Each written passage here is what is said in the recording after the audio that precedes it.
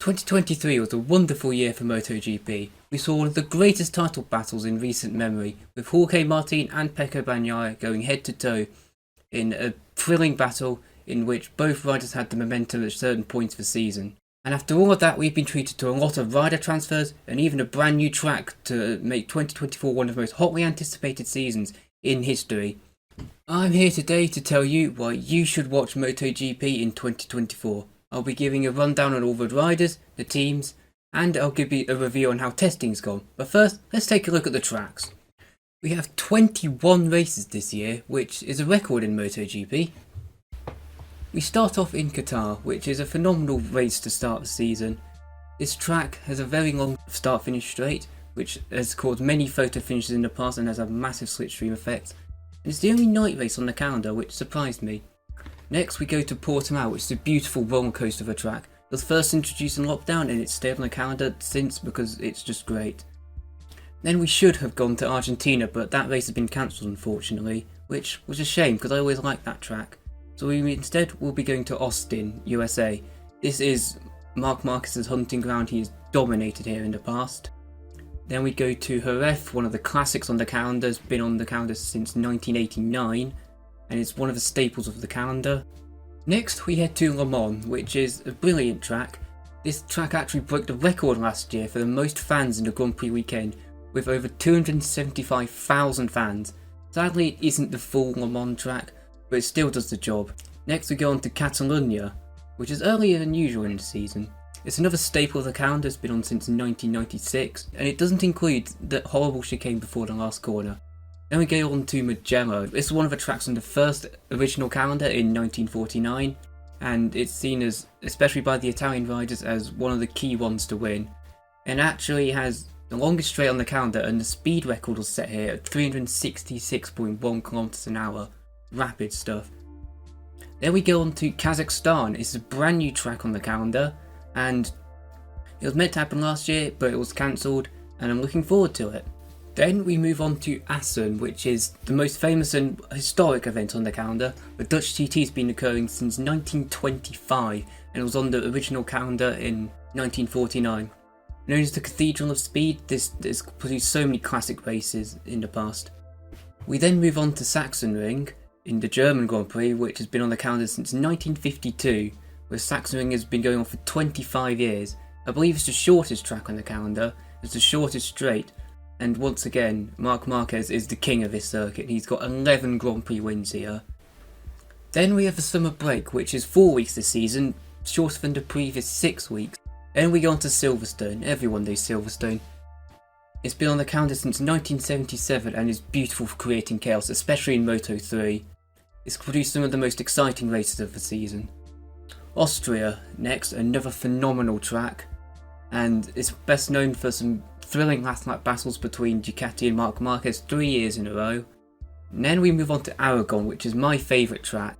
It unfortunately missed out last year, but it's back on the calendar.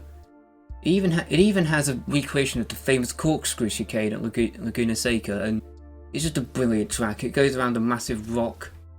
It's great. Then we move on to Misano, the San Marino Grand Prix, and this is another great track with lots of heavy braking and overtaking opportunities.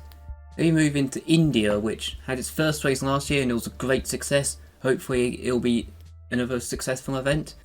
Then we move on to Mandalika in Indonesia, which has been a great addition to the calendar in recent years. This track has been known in recent years for having a lot of rain, so we can look forward to that. And this track has also got an extraordinary amount of crashes, as the track's just not used for anything else. It's caused a lot of chaos over the past few years. Then we move to Motegi, another classic track, been on the track since 1999, and it's just a general fan favourite. Then we move on to Phillip Island, which is, I think, everybody's favourite track. It's just located on a random island in Australia, and it's a beautiful sweeping track with lots of elevation change, and it's produced a lot of classic races in the past. It's a great track. Then we move on to Thailand, which is another race that's had a lot of wet races in the past. And yeah, and this track has also produced a lot of last corner overtakes. Then we move on to Malaysia, which is a brilliant track for MotoGP. Once again, in this Southeast Asian run, there's been a lot of wet races.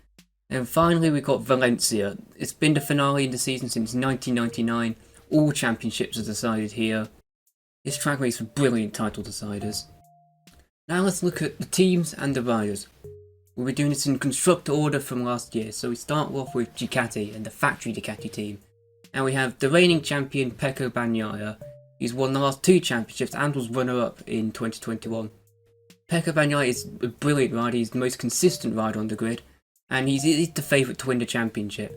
He's an incredibly smooth rider, and once he gets at the front, he's almost impossible to stop. He has 18 wins in his career, and on last season he got on the podium 15 times every race he finished. He is rightfully seen as one of, if not the best rider on the grid, and it's going to take a lot to stop him. We then move on to his teammate, Enea Bastianini, who suffered a horrible season last year, being riddled with injuries. He missed 9 Grand Prix. He's a very talented rider though, he came 3rd in the championship in 2022 on a year-old bike, and he won 4 races. And he got another win to his name last year with a surprise win in Malaysia, but his next best result was 8th. If he has an injury-free season, he could be right near the top and challenge for the championship, but he's a very small and fragile rider, so there's a chance he may get injured. Then we move on to Pramac Ducati, and we start with Jorge Martin, who was runner-up last year, and last year he established himself as one of the best riders on the grid. Before then, there was a lot of doubts about him. He was obviously very fast, but he just seemed far too crash prone, and he couldn't really handle pressure, but he proved that he's shown immense growth over his career. Once again, he's one of the favourites for the title. He's an extremely fast rider and very aggressive and good at overtaking. He's got 13 pole positions to his name, but only 5 wins, proving he's better at qualifying.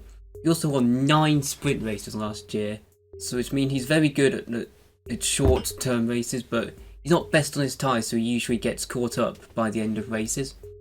We move on to his teammate Franco Morbidelli, who's moved from Yamaha, and I was very surprised when he got this ride actually. He's got an upgrade when he hasn't really deserved it. He's had a disastrous last 2 years, 2.5 years really at Yamaha. He's barely got any podiums, and he just looked generally poor. He had a few solid results, but it wasn't great. But he's clearly got a lot of talent, because in 2020 he came 2nd in the championship and winning 3 races. So he's clearly got a lot of talent, but he just hadn't shown it for the last 3 years. It'll be interesting to see whether he can regain that form he had in 2020. But it's important to note, he's missed all of testing through injury. That's going to affect him a lot. He'll be racing into Qatar, sort of learning the bike as he goes along. Then we move on to the VR46 team, which is the first of the customer Ducati teams, meaning they get year-old bikes. This is Valentino Rossi's team, and he has a lot of young Italian prospects, one of them being Marco Bezzecchi. He was 3rd in the championship last year, winning 3 races, scoring 7 podiums in only his 2nd season in MotoGP. He showed a great sense of maturity, and he seems to very rarely crash as well. However, he seemed to be a bit inconsistent with qualifying, which is why his title challenge sort of dropped off towards the end of last year. I don't see him being too much in the title fight this year, as the competition around him is generally improved, but if he performs like he did last year, he'll definitely challenge in a lot of races. Then we move on to Fabio Di Gianantonio. Definitely butchered that name. But he moves over from the Gresini team in a move no one saw 6 months ago. He was looking awful on that bike until the last 6 races, when something changed and he immediately picked up a podium in Phillip Island and a win in Qatar, along with 2 more 4th place finishes. So the R46 team picked him up when his contract was out, and he showed a lot of promise. He's looked good in testing as well, so he could be one of the underdogs this season, and if he gives Bezzecchi a run for his money, he's had a very good season. Then we move on to the Gresini team, the final of the Ducati teams. Once again, this is also a customer team, so they'll have a year-old bike, and it's generally seen as the slowest of the Ducatis. But they have Marc Marquez. He's the most iconic rider on the grid. He's got 59 wins, 101 podiums, and is a 6-time world champion. And in his prime, this guy was incredible, but a horrible injury in the opening round of 2022 left him out for the whole season, and he sort of struggled with injuries since. Last year was a disaster for Marquez. He had so many crashes, injuries, he missed a lot of races, and it felt like it was time to move on from Honda, so he moves over to the Gresini team, where he could potentially be a title contender. Marquez is an extremely aggressive rider, and even if he's not on the same level as the other riders on the qualifying pace, he could easily bully his way to the front with his insane overtaking ability and beat the likes of Bagnaia and Martin and Bastianini in a straight fight for the win. Might not be the bookies' favourites for the title, but he's one of my favourites for the title. We then move on to Mark's younger and probably less talented brother, Alex, who's had two very unspectacular seasons at Honda before moving to Gresini in 2022, and he showed a lot more promise there. Last season he got 2 sprint race victories and 2 more podiums, and did good considering he didn't have the fastest bike. He clearly has talent, but I don't see him fighting up near the front too much. Maybe we could see him get his first Grand Prix victory this season, maybe. We now move on to KTM, who have seen a meteoric rise over the past 5 or so years. They were at rock bottom of the grid about 5 years ago, but since then they've become one of the most competitive bikes on the grid, and they have the best bike in terms of a straight line. We have Brad Binder in the KTM, who's a very aggressive rider. He's kind of rubbish at qualifying, but he makes up for that with his aggression and overtaking ability, and any position he loses in qualifying he usually gains by the first lap. He finished 4th in the championship last year despite not winning a race. He did get 2 sprint race victories though, and one of them was from 15th on the grid, which is incredibly impressive. He's got 2 wins to his name, and with one of them being when he won in Austria on dry tyres in the wet. It was incredible. Brad Binder is an extremely talented rider, and if given the bike he could be a championship contender, but there's a few doubts about whether KTM will provide that bike for him, but look out for him, and I want to see him win another race because he hadn't done so for a while. Then we move on to Jack Miller, who's a funny rider. He's clearly talented and very fast, he's great at qualifying, but he just seems to burn out his tyres too quickly and either falls to the bottom or just crashes. He's a very good rider in the wet. He has 4 career victories, and the first being in the wet in Assen 2016 in a shock victory on a terrible Honda. And he was at Ducati for a while. He got a lot of podiums, but he was never really able to provide the sort of consistency required. So he moved to KTM last year, and he did well, but he just crashed too much and or dropped down too much. He only got 1 podium. But he got himself in some really promising positions, but he just couldn't deliver. It really feels like Jack Miller needs to impress this season and challenge Brad Binder and get some more consistent podiums, because otherwise he could be replaced by Pedro Acosta on the Gas Tech 3 KTM. Pedro Acosta, he's the only rookie on the grid this year, but he ends to feel at 19 years old. He's the reigning Moto2 champion. He was Moto3 champion in his rookie year, the first year of that since 1990. And he's an extremely promising rider. His first win was in his 2nd ever Moto3 race, and he won starting from the pit lane, which was extremely impressive.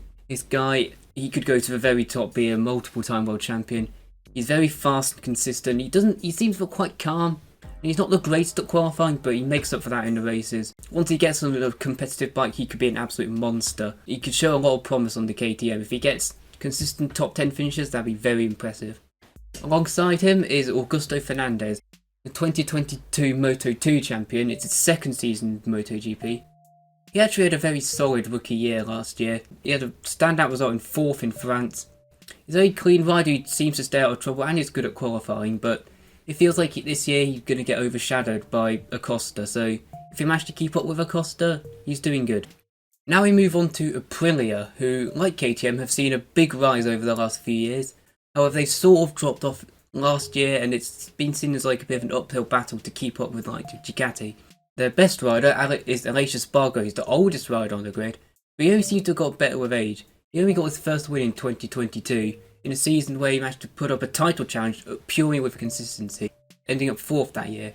Last year, him and KTM started off slowly, but he managed to get 2 more wins in Silverstone and Catalonia, but then he ends the season poorly again. Espargaro is extremely fast and hard-working, but with the age he is, I believe he's 34, it feels like this may be his last year in MotoGP, especially if he doesn't impress and struggles to beat his teammate. His teammate being Maverick Vinales, who showed immense potential a good few years ago.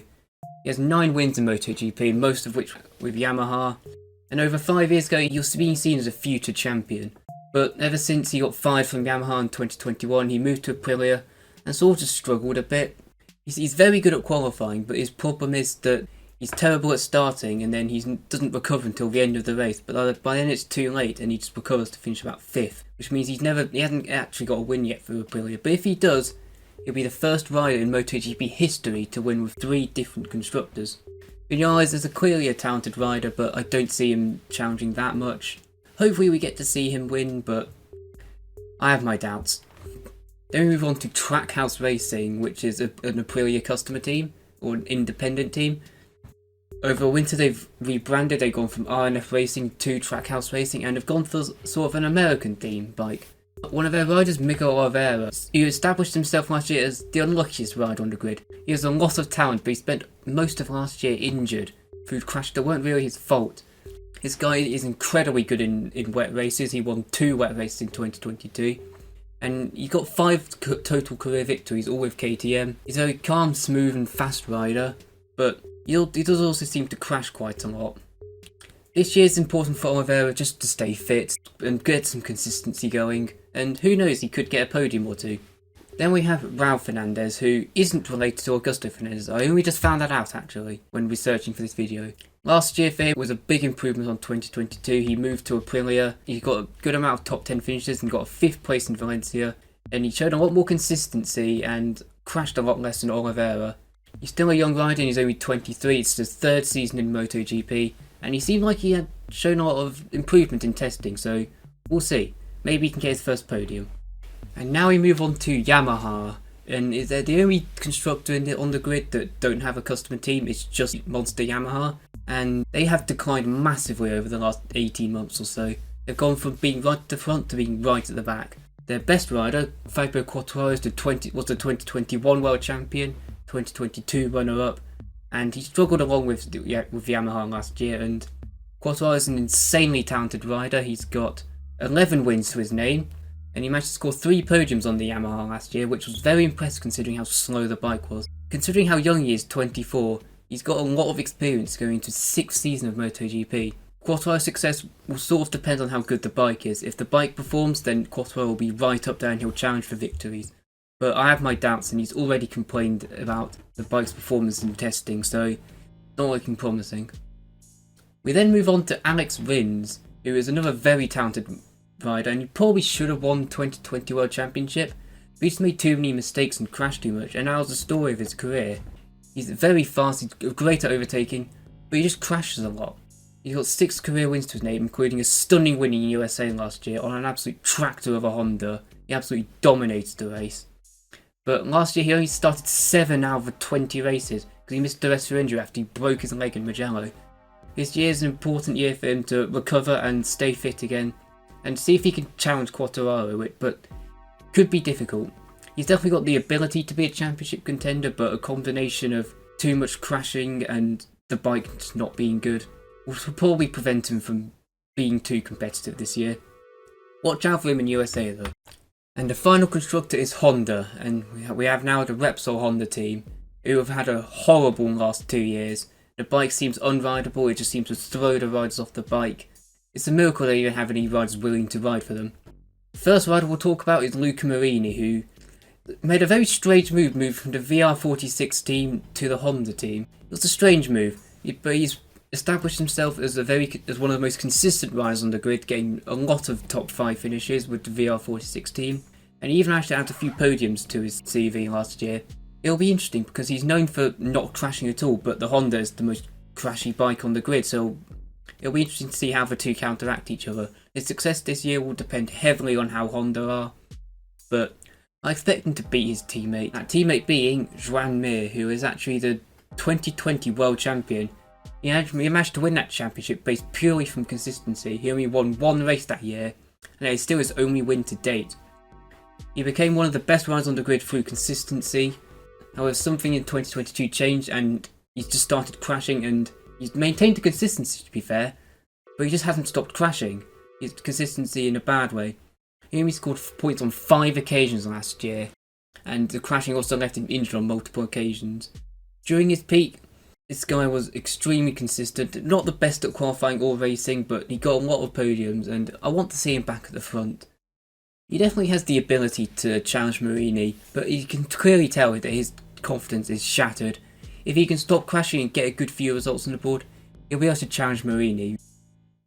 And finally we have LCR Honda, which is just a Repsol Honda but a bit slower and with worse riders to be honest. We have Johan Zarco, who, when he joined the grid in 2017, He was a breath of fresh air. He was this super fast rider who all the riders were complaining about. He was pulling off some insane results on Tech for Yamaha. And it only seemed like a matter of time before he'd get his first win. But a season at KTM and then a lot of seasons at Pramac, and he just seemed to waste all his chances. However, his moment finally came in Phillip Island last year, where he managed to overtake Jorge Martin on the last lap. It was a brilliant moment, and he finally got his first win in MotoGP at the age of 33. And now he moves to LCR Honda, where it sort of feels like he can now allow his career to wind down a bit. He's achieved his goal of winning.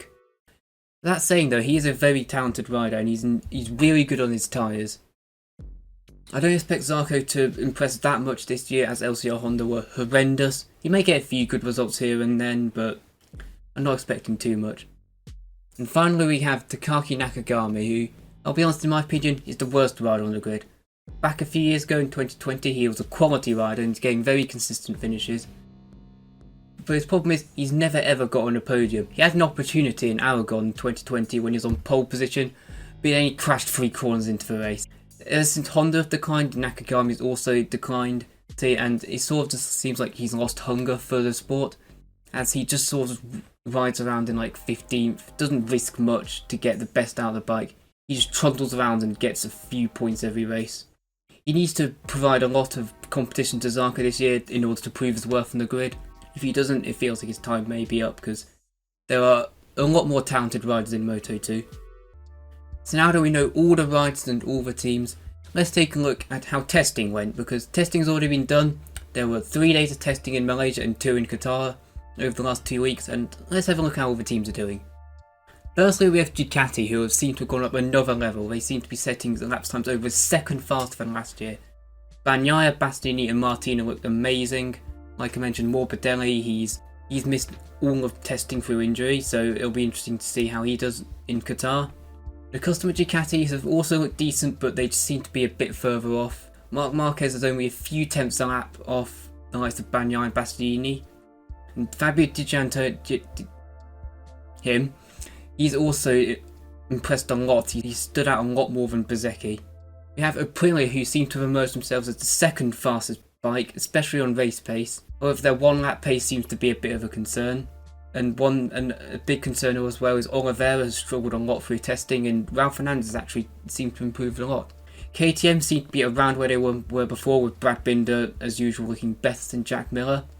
Acosta's also shown a lot of problems and is even beating Augusto Fernandez on 1 lap pace. Honda seem to have made a progress on their qualifying pace, on their 1 lap pace. However, there's major concerns over their race pace, and the general idea is that they're going to eat through their tyres really quickly and they'll probably drop down through races. And Yamaha, they seem to have got faster in a straight line, which is always one of their issues, but they're still quite far behind in general pace. And Quattro has already called the grip on the bike unacceptable and is convinced Yamaha aren't close to competing at the front. Yamaha and Honda seem to close the gap quite slightly on the grid, but they still seem to be by far the slowest manufacturers on the grid. So with the likes of Pecco Bagnaia, Marc Marquez, Enea Bastianini and Jorge Martin all looking like potential championship contenders, like the Bezzecchi, Di Giannantonio, Brad Binder, Aleix Espargaro, all looking like potential dark horses, this could be one of the greatest seasons in MotoGP history, with who knows how many people fighting for the title. Let's just hope Bagnaia doesn't dominate. As well as this, we also have potential for some amazing seasons in Moto2 and Moto3, so really there's no reason not to watch MotoGP in 24. Apart from the fact it's behind a paywall and you might not be able to watch it, but I still encourage you to watch it whatever way you can, whether it's live on T3 or through YouTube highlights, or whether it's keeping it up to date on this channel. I'll be giving consistent updates on this channel. I'm hoping that after every race weekend I'll be giving an overview of what happened in the race weekend, and I'll be also covering any big news and giving my thoughts on it. So, thank you for watching, I hope you have enjoyed, and I'll see you next time.